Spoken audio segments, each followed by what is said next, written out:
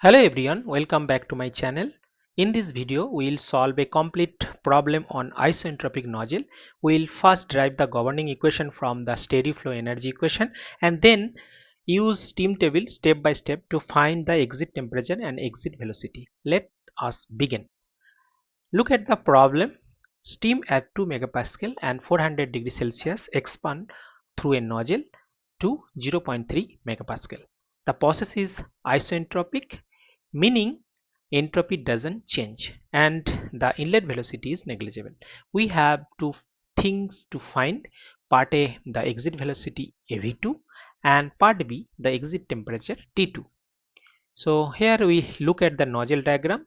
Steam enter from the left with P1 equals to 2 megapascal and T1 equals to 400 degrees Celsius, and inlet velocity V1 approximately 0. So it exit on the right at P2 equals to 3 megapascal with T2 and V2 both are unknown. So you have to find out.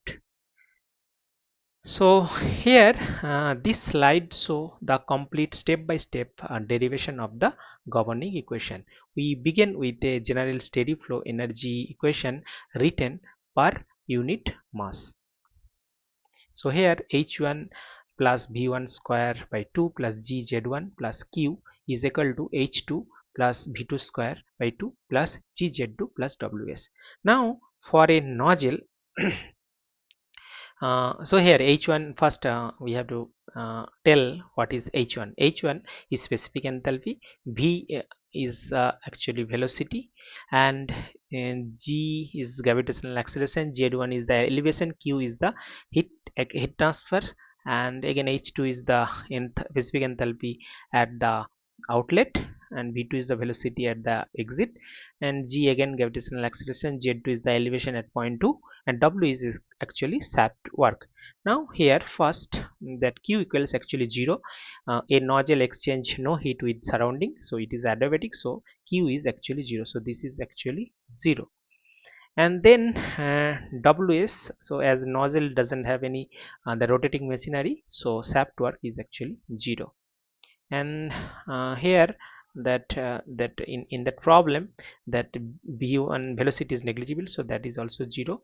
Now and that z1 and z2 is nearly same, so that del z is equal to 0, so this is also 0 and this is also 0. Now equation becomes h1 plus v1 square by 2 is equal to h2 plus v2 square by 2.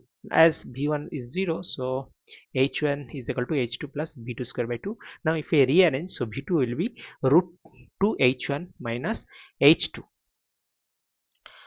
and as b is equal to 0. So using this equation we will find the v2. Now next this slide that step 1 is to read that inlet state from the superheated steam table.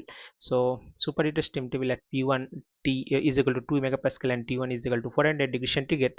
So from this condition the pressure is given and temperature is also given. So that state of that steam is superheated steam.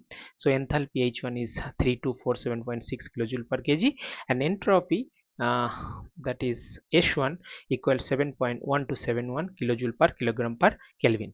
So these two values are all we need from the inlet.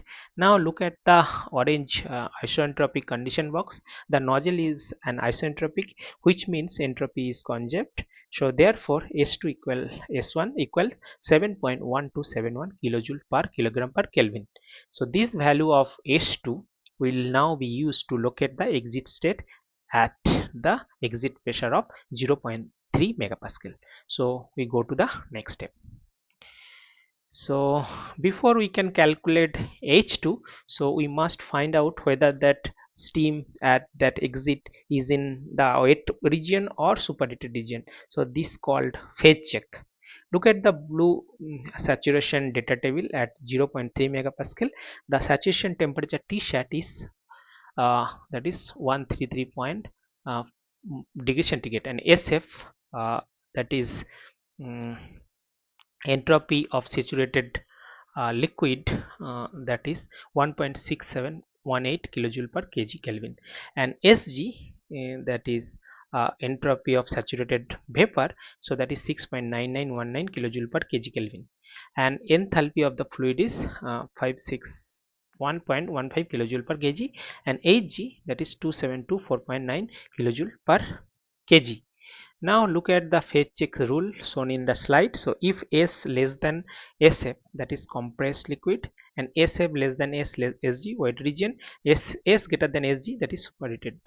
Superheated. Now here S2 is 7.1271 greater than Sg, that is 0.6.9919. So our exit state is superheated steam. So from that we can say that exit state is superheated steam. So we must interpolate in superheated table at 0.3 megapascal. Now we have to do that. Now we have to take two temperature.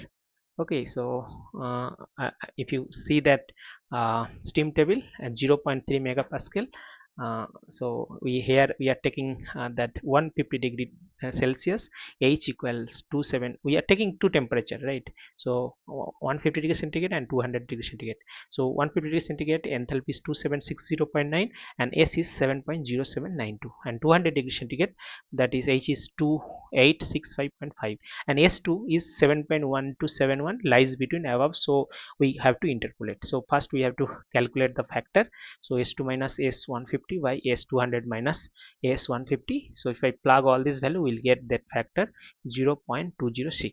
So from that we calculate T2. T2 is equal to 150 plus F into 200 minus 250 after plugging. So we'll get, this is the temperature, 160.3 degree centigrade, and H2, H150 plus F into H200 minus H150, again plug. So we'll get H2 2782.5 kilojoule per kg. So from here, so we know the H1 from that inlet temperature and pressure condition, and outlet enthalpy we got from the interpolation. So we can easily calculate del H. Del H is equal to H1 minus S2. From here we can calculate the del H. So that is 465.1 kilojoule per kg. Now after getting del H, we can easily calculate V2. V2 is root 2 H1 minus H2, that is root over of 2 into 465.1 into 10 to the power minus 3. So we will get 964.5 meter per second. So here we get two things: temperature is equal to 160.3 degrees centigrade, and V2 we get 964.5 meter per second. So we got the temperature and velocity. Now in that slide, so final slide bring everything together. So now if you read that blue result table row by row, so H1, that is the inlet enthalpy, that is 3247.6 kilojoule per kg. S1 is equal to S2 7.1271 kilojoule per kg. Exit phase is superheated steam. T2, that is the temperature, exit temperature, that is 160.3 degrees centigrade. H2, that is interpolation, will get that 2782.5 kilojoule per kg, and we get the del H. From that we will get V2. V2 is 964.5. Now here is the key insight: since S2 greater than Sg at 0.3 megapascal, the steam exit in the superheated region.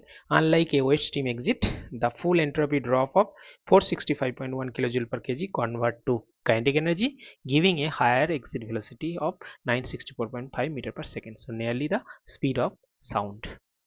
So we got all this. Now so we also get that velocity. So if you have any doubt, so write them in the comment section, and like the like this video if it really help you, and subscribe to the channel for more problem on chemical engineering thermodynamics. Thank you, and see you in the next video.